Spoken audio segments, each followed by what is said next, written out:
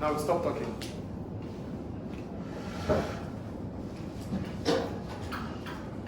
So go to chapter 7, demand. When we talk about demand simply means the quantity of goods individuals are willing to buy at a given price on time. Demand is strictly for consumers. Consumers are the ones that demand. So when we talk about demand, like I said, it means the willingness and the ability we have to be able to buy certain products at a given price and at a particular point in time. That is demand. Stop writing, please. Your pencil down now. So that is demand. So here I wrote, this is the quantity of goods consumers are willing and able to buy, to produce. Sorry, to buy.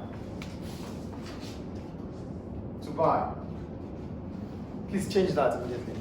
To buy at a given price and time. That is demand. So demand and price. What is the relationship between demand and price? The relationship between demand and price is inverse. It is what? An inverse relationship. Have we changed that, please? Great, thank you. So there's an inverse relationship between demand and price because of the law of demand. There's an inverse relationship between demand and price based on the law of demand. And what's the law of demand? The higher the price, the lower the quantity demanded. The lower the price, the higher the quantity demanded. What does that simply imply?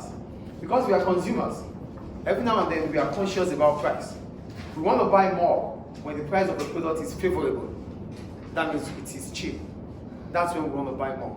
But when the price increases, we tend to buy less. That is what the law of demand is saying. When the price is high, we tend to buy less.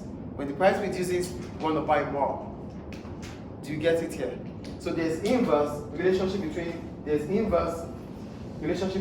demand and price because of the price or because of the law of demand, which is the higher the price, the lower the quantity, the lower the price, the higher the quantity demanded. Do you understand the relationship here now? Yes. So the relationship between demand and price can be represented through the demand curve. The inverse relationship between demand and price can be represented through the demand curve. So what's a demand curve? A demand curve is a graph that represents the inverse relationship between price and the quantity demanded. So we have the demand curve, which expresses what demand and price is all about. Do we understand demand curve here? Yes. A graph that represents the relationship between demand and the price of a product. And what's the relationship? The inverse relationship, indirect. When price increases, quantity demanded falls. When price falls, quantity demanded increases. It's indirect. Do we understand? Yes. Any question about that? No. So we can graphically represent it as this. This is the price of a product, and this is the quantity demanded. So let's assume the price is stable at 10. If the price is stable at 10, the quantity demanded will be at 20, right? Are you with me, please? Yes. So that's the stable price there. So as soon as the price falls from 10 to 5, the quantity demanded increases from what? 20 to 30. That's inverse relationship. As soon as the price falls from 10 to 5, the quantity demanded increases from what? 20 to 30. That is expansion. So as soon as price reduces, the demand curve will expand. Because there's a movement along the demand curve. There's a what? Movement along the demand curve.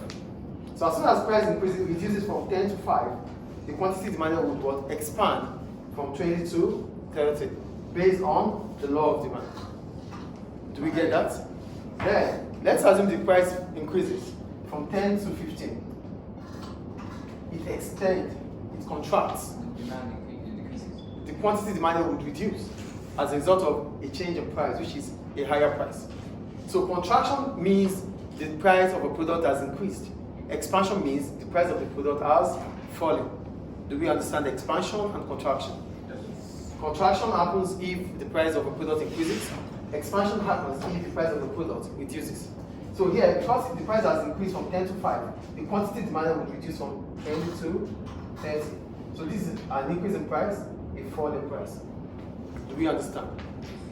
Do we understand, please? Yes. So this is the relationship between price and demand. That's one of the factors that affects demand. There are other factors that affect demand. These are conditions of demand, which we're going to do after now. Is it clear? Yes.